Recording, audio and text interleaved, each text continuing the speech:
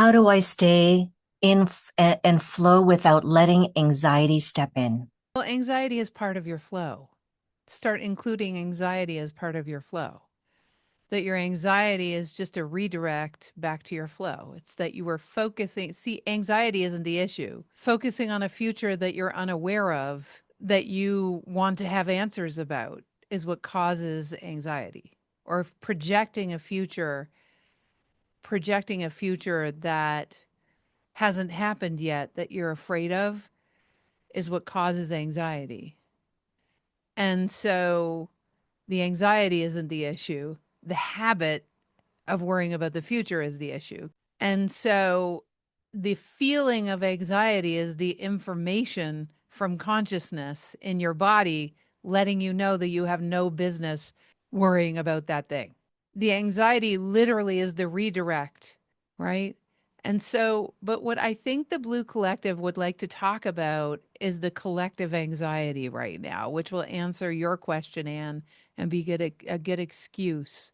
So let's also ask a question of everyone. How many people, like, just put up your hand if you occasionally or quite frequently feel the underlying unrest in humanity, like it's just there for you. Just put up your hand if you've felt that. The underlying, like, shifts and changes and the uncertainty, right? Okay. So we're actually going to address that, I would say, because not only will it address your anxiety, Anne, but just the general anxiety, right? You will notice by virtue of the degree to which you worry about the future of humanity or the people that are being killed in another country, or the degree to which you are concerned about whether we can all get along, or concern about a loss of hope because there are certain people that have no compassion for others, seemingly, that they live their lives entirely all about themselves. And we understand these concerns.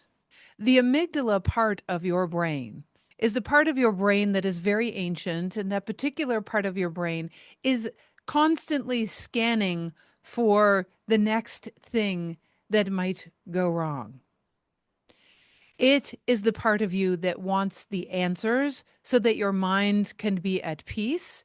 And when your amygdala, the part of you that is trying to keep you from being in danger or having something fearful happen, when it is in charge, it wants answers, it wants control, it wants to know the end result.